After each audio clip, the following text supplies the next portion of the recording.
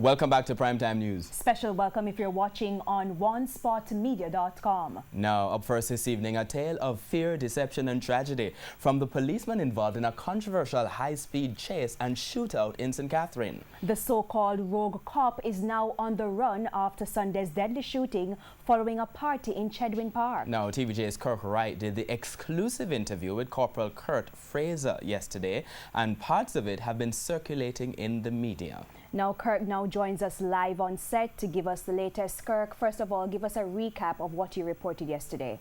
Okay, Andrea, so in yesterday's account of my interview with Corporal Kurt Fraser, he gave his version of the shooting incident that started late Saturday night at Chedwin Park in St. Catherine.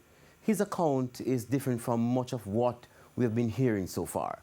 Corporal Fraser denied reports that he or any of his team of 3 who were hoping to attend the dance had anything to do with the killing of Sheldon Bailey at the dance at Chedwin Park.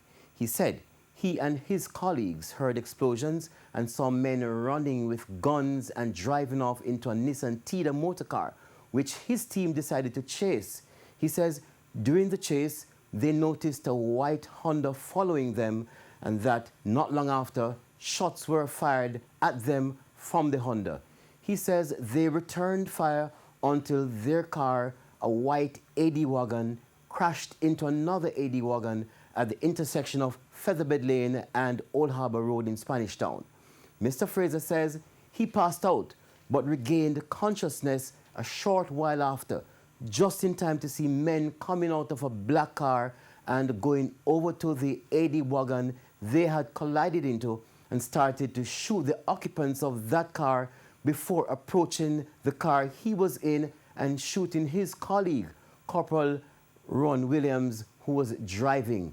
This evening, though, we will bring you more of what he had to say.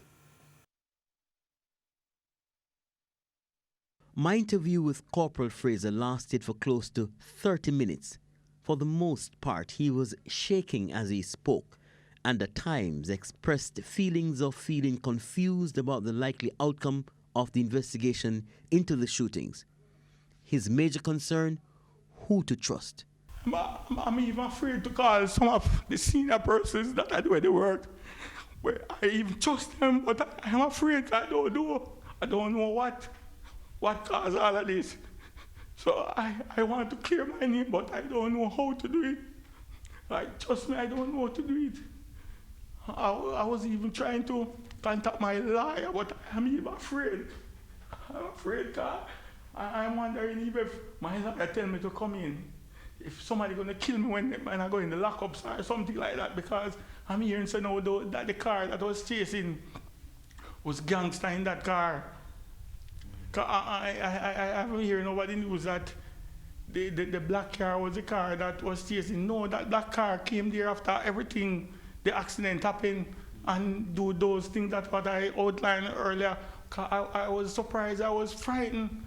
I was wondering what I thought I was in a dream. Corporal Fraser says he welcomes investigations and stressed that lots of ballistic and forensic effort is needed to unearth the truth, especially since he believes some tampering of evidence might have taken place. In light of that, he says the St. Catherine North Police Division should be excluded from the investigations. So I really want a real investigation. If you get some independent person or whatever we want, some real investigation to do. People in the force can do it, but they say this Spanish Town thing, I don't trust this Spanish Town. I'm hearing a lot of things now, say this gangster thing will link with the police in Spanish Town. So if Spanish Town investigate, I don't think this thing would come out with. You are hearing my side now, and yes, you have to hear the other side. About investigation will prove what I said is what I saw. He responded to reports of 5 guns being found in the car he was traveling in. I was armed with 1 gun, and I'm sure Corporal Williams had 1 gun and Corporal Scott have the other gun. So 3 guns. Three guns. It is 3 guns. 3 guns. So if they find 2 other guns, we don't know nothing about those guns.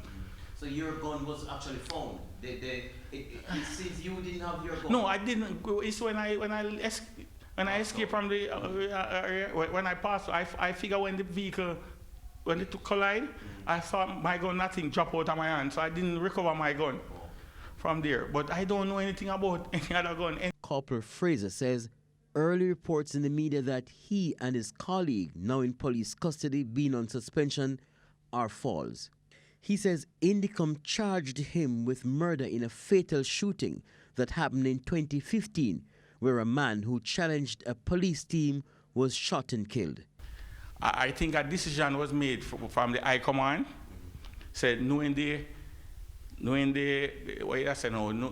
the strength, the case was something that I think they looked on it and saw that there wasn't a lot of weight, as you would call it, as evidence to prove that it was a murder, that Indicom.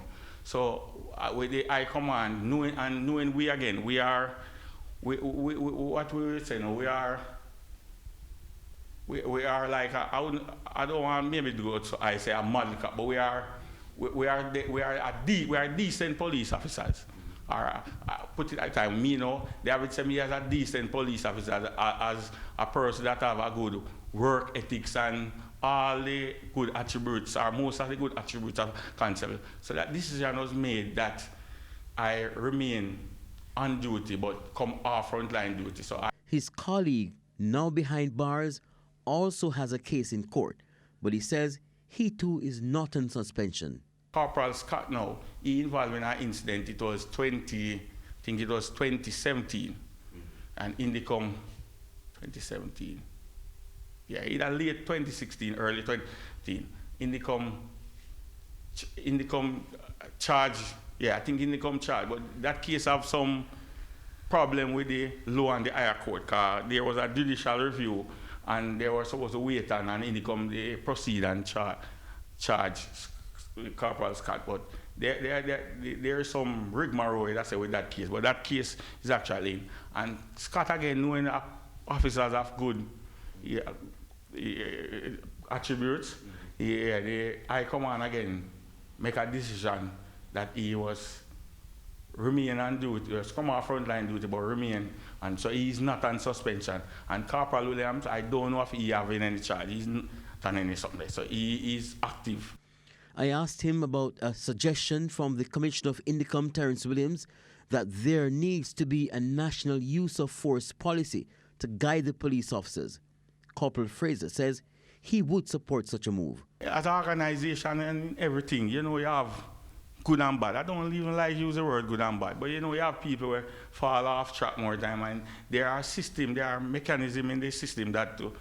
You see, they talk about the force all the while, about the police is this and that. I don't think you have an next organization in the world or in Jamaica that have the amount of mechanism or things that there to pull up police to the standard there. So having that now is a thing that I think there's a system like that already there.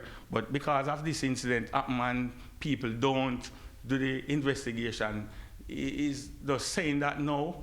Kirk Wright, TVJ News.